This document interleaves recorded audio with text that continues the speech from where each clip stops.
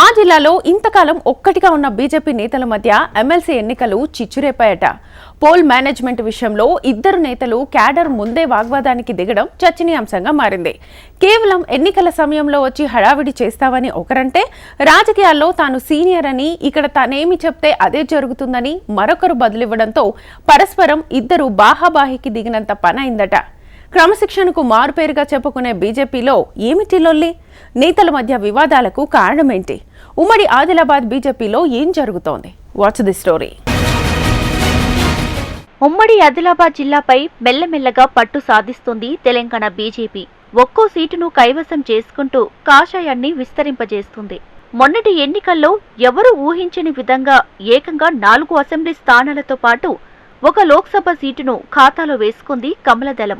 అదే దూకుడుతో ముందుకు వెళుతూ మొత్తం ఉమ్మడి జిల్లాను హస్తగతం చేసుకోవాలని చూస్తుంది.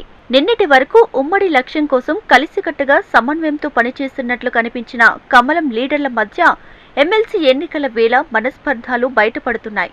ఆధిపత్య పోరుతో లీడర్ల మధ్య పొసగడం లేదనే చర్చ జరుగుతుంది.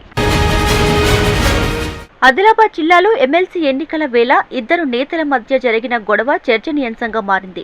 బీజేపీ జిల్లా అధ్యక్షులు బ్రహ్మానందం, జిల్లా నేత ముస్తఫీర్ అశోక్ మధ్య మాటల తూటాలు పేలాయి. బహిరంగంగానే ఒకరిపై ఒకరు విమర్శలు గుప్పించుకున్నారు. బీజేపీ జిల్లా నాయకుడైన అశోక్ ఆదిలాబాద్ ఎంపీ గెడం నగేష్, ఎమ్మెల్యే పాయల్ శంకర్ కు అత్యంత సన్నిహితుడిగా పేరుంది.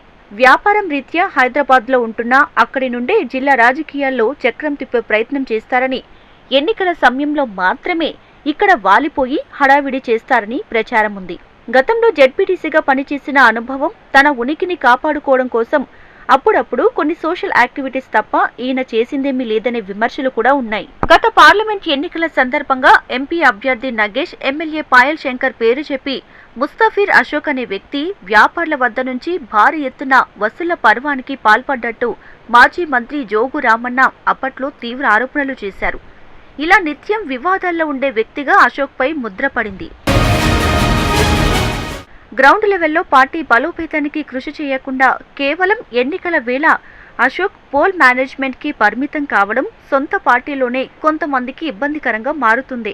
క్షేత్రస్థాయిలో పార్టీ కార్యక్రమాలతో నిత్యం పార్టీ కోసం పనిచేసే వారిలో ఈ నేత పెత్తనంపై కొంత అసహనంగా ఉన్నారట.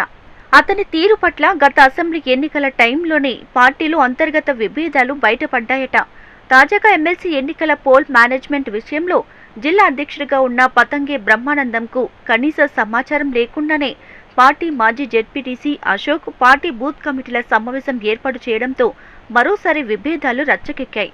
అశోక్ బూత్ కమిటీల సమావేశం నిర్వహిస్తున్నట్లు జిల్లా అధ్యక్షుడికి సమాచారం అందటంతో ఆయన నేరుగా అక్కడికి వెళ్లి ఆ నేతను అందరి ముందు నిలదీయడంతో ఇరువురి మధ్య వాగ్వాదం జరిగింది. నువ్వెంత అంటే నువ్వెంత అనే స్థాయికి చేరుకోగా అక్కడే ఉన్న పార్టీ శ్రేణులు ఇరువురిని సముదాయించి అక్కడి నుంచి పంపించేశారు. బీజేపీలో ఎలాంటి పదవి లేకపోయినా బూత్ కమిటీలకు పంపకాలు ఎలా చేస్తున్నావంటూ అశోక్ ను బ్రహ్మానందం నిలదీసినట్లు సమాచారం. అయితే ఓ ప్రజాప్రతినిధి పార్టీలో కీలకంగా ఉన్న ముఖ్య నేత ఆదేశాల మేరకే తాను నేరుగా పంపిణీ చేస్తున్నట్లు అశోక్ వివరించినట్లు తెలిసింది. పార్టీకి జిల్లా అధ్యక్షుడిగా ఉన్న తనకు తెలియకుండానే ముస్తఫీర్ అశోక్ పెత్తనం ఏంటి అని ఇప్పటికే జిల్లా అధ్యక్షుడిగా ఉన్న బ్రహ్మానందం అధిష్టానం వద్ద ఫిర్యాదు చేసినట్లు సమాచారం. తన ప్రమేయం లేకుండా, తనకు సమాచారం లేకుండానే జిల్లా పార్టీ కార్యక్రమాలు జరగడంపై జిల్లా అధ్యక్షుడు అలకబూనగా ఎమ్మెల్సీ ఎన్నికల తర్వాత మాట్లాడదామని, అప్పటి వరకు సైలెంట్ గా ఉండాలని బ్రహ్మానందంకు పార్టీలోని ఓ కీలక నేత సముదాయించినట్లు తెలుస్తుంది. అప్పటి నుంచి బ్రహ్మానందం సైలెంట్ అయ్యారట. ఎమ్మెల్సీ ఎన్నికల ప్రచారానికి కూడా దూరంగా ఉన్నారట.